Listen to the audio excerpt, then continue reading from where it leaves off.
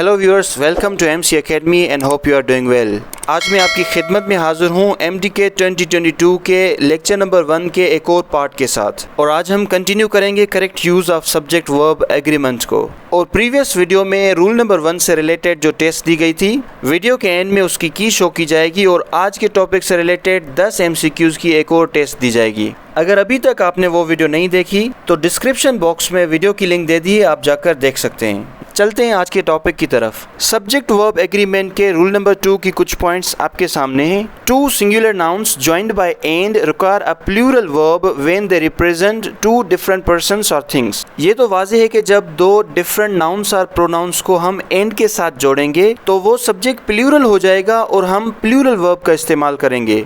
जैसे you and he are medical students, यहाँ पर यू एंड ही अलग अलग पर्सन्स हैं जो कि एंड के साथ ज्वाइन हो रहे हैं, तो हमने सब्जेक्ट को प्लूरल कंसीडर करके आर का इस्तेमाल किया हुआ है। देखिए एक और example, Tom and Jerry are best friends. यहाँ पर भी 2 अलग नाउन्स को एंड के साथ जोड़ा हुआ है, तो हम सब्जेक्ट को प्लूरल कंसीडर करेंगे। आगे बढ़ते हैं इसी रूल से रिलेटेड एक और पॉइंट की तरफ। When 2 singular nouns joined by and suggest one idea to the mind or refer to the same person or thing, the verb is singular।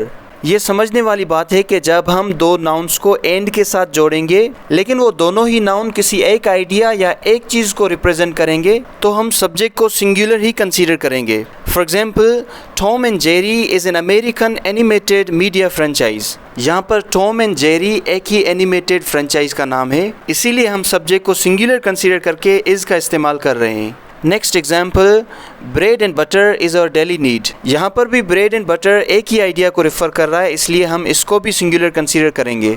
देखते हैं एक और example, the horse and carriage is at the door. जैसे कि horse and carriage दोनों ही connect होते हैं तो हम इस सब्जेक्ट को भी सिंगुलर कंसीडर करेंगे। एक और बहुत ही इंपॉर्टेंट और नोट करने जैसी बात है कि जब किसी पर्सन के डेजिग्नेशन या टाइटल को एंड के साथ कनेक्ट करेंगे, अगर वो दोनों डेजिग्नेशंस या टाइटल्स किसी एक पर्सन के होंगे तो हम एंड से पहले आने वाले वर्ड से पहले आर्टिकल द का इस्तेमाल करेंगे। जैसे the president and ex prime minister was in the meeting. यहाँ पर एक ही पर्सन है जो प्रेसिडेंट है और साबिका प्राइम मिनिस्टर है, इसलिए हम इस सब्जेक्ट को सिंगुलर कंसीडर करके वाज का इस्तेमाल कर रहे हैं।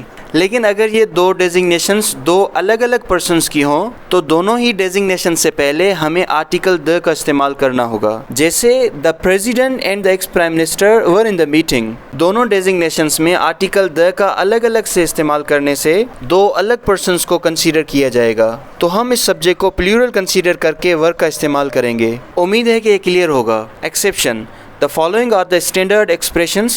They are fixed sayings which must be used as they are used। यहाँ पर रूल में हमें एक्सेप्शन मिल रही है जहाँ पर रूल को हम फॉलो नहीं करेंगे। ये कुछ प्रोवर्ब्स हैं जिनको जैसे कहा गया है वैसे ही यूज़ करेंगे। For example, time and tide wait for no man. यहाँ पर हम किसी रूल को फॉलो नहीं करेंगे, टाइम एंड टाइड को प्लूरल सब्जेक्ट कंसीडर करके प्लूरल वर्ब का इस्तेमाल कर रहे हैं। नेक्स्ट एग्जाम्पल है 2 and 2 make 4। ये जिस तरह है हमें इनको इसी तरह से याद रखना है। एक और example, slow and steady wins the race. यहाँ पर हम सब्जेक्ट को सिंगुलर कंसीडर करके विंस का इस्तेमाल करेंगे। लास्ट एग्जाम्पल है truth and honesty is the best policy. तो हमें इनको याद रखना है जिस तरह से ये इस्तेमाल किए हुए हैं। चलते हैं रूल नंबर 3 की तरफ। सब्जेक्ट वर्ब एग्रीमेंट के रूल नंबर 3 के कुछ एग्जाम्पल्स आपकी स्क्रीन पर हैं। द वर्ब और helping verb after who, which, that is used according to the word written immediately before these words। याद रहे कि वर्ब या हेल्पिंग वर्ब who, which या that जैसे रिलेटिव प्रोनाउन से पहले आने वाले वर्ड के साथ एग्री होगा। For example,